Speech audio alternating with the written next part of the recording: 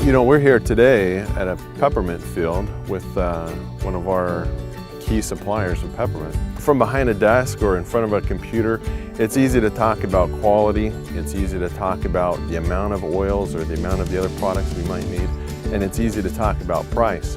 But when we're out here in these fields and talking with the actual people that work these farms and produce the plants and the oils, it becomes way more real. That's why I love DoTerra. It's the people that make the products great.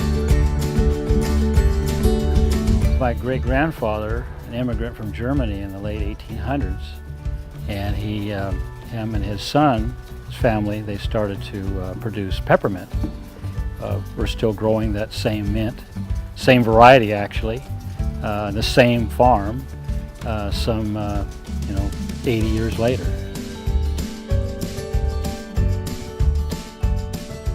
When the plant is deemed ready to be harvested, we'll go out there with a windrower, traditional windrower, the same thing they'd use to harvest, let's say, grass hay for baling. And it'll field dry out there for 3 to 5 days depending on the temperature. And then we'll come along with what we call a forage harvester, actually chops it, and it blows it into those containers. And then, of course, the containers are sealed up in the front.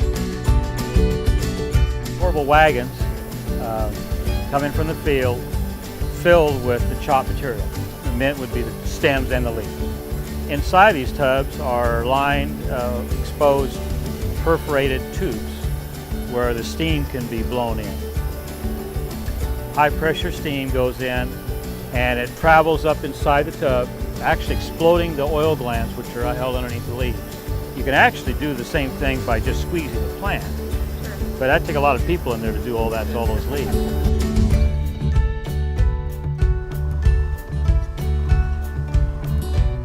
There's some spent hay out there. They'll dump it out, stockpile it.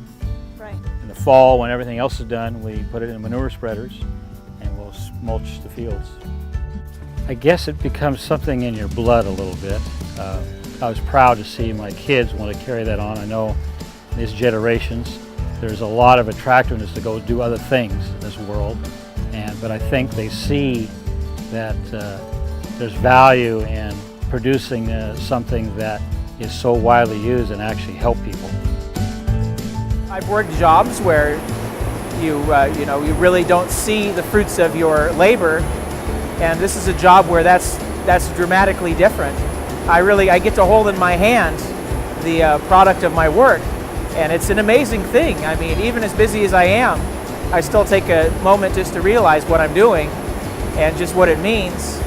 And to know that there's people that appreciate our oils and enjoy it in the end products where it goes, it means a great deal to me.